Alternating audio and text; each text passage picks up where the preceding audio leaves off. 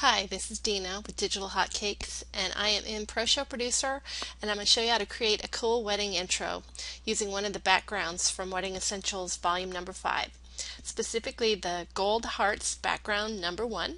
And I'm going to be using the widescreen version, so the first thing I'm going to do is set up my slideshow for widescreen. And I do that by clicking on Show Options up here, Show Settings, and just make sure the aspect ratio here is set to 16:9.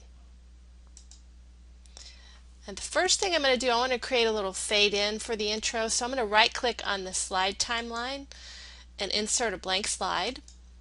I'll set the time to 1 second and the transition to 1 second. Okay. And next we're going to be using an audio clip with this intro, and we are using the Spring Four Seasons from a company called Fresh Music, and it's their Authentic Classical CD. So I'm going to drop this soundtrack down into the soundtrack and double click to open up the music under Show Options. And the first thing I want to do here is set this offset to 2 seconds. That'll make sure the soundtrack doesn't begin during the blank slide that we created, our fade in slide. Second, I want to click here on Edit Fades and Timing, and I'm going to put the end time at 19 seconds. That's the length of our slide. Okay, done. Now let's bring in that Gold Hearts background to slide number 2.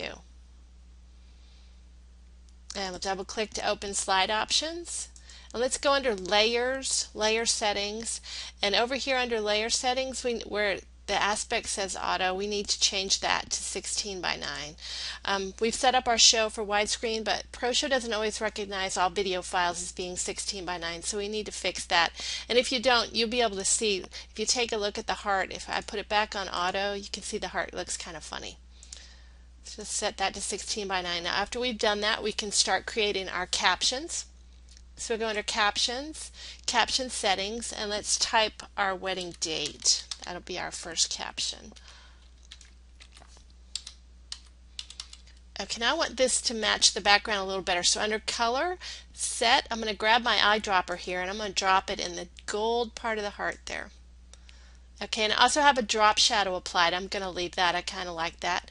And I'm going to, let's set the color. Okay, let's move this up a little bit. Right about there. And over here under Text Effects, we want to set the fly in to a fade in and the fly out to a zoom in. You'll see why in a minute. Okay. Alright. Now after we've done that, let's add our other two captions. The second one being the name of the bride and groom. And the third being wedding day. Okay, now that we have all of our titles, we need to set up the timing and the motion of these titles. So let's go under the Caption Motion tab, and let's go back to our wedding date layer, and right click on keyframe number 1, and we're going to choose Set Time for this keyframe, and we're going to set the time to 1 second.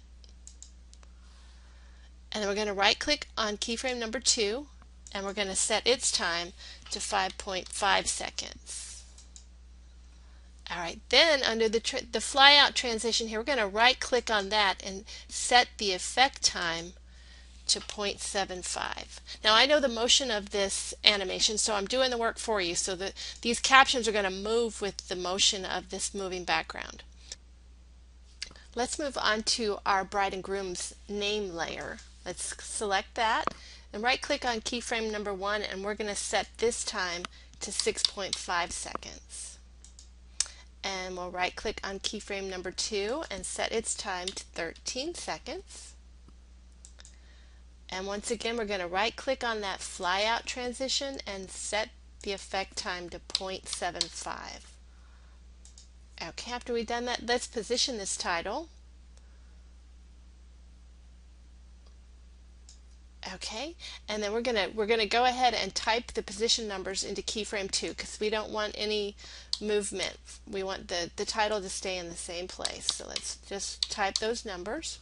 Okay, so now we're done with our name layer. Let's choose our wedding day layer, and we're going to right click on keyframe number 1, and we're going to set its time to 14 seconds and right click on keyframe 2 and set its time to 18 seconds. And this time with the flyout transition, we're just going to left click on it and we're going to change it to a fade out. Okay, and now we need to move it into position. And once again, we're going to type the position numbers from keyframe 1 into keyframe 2.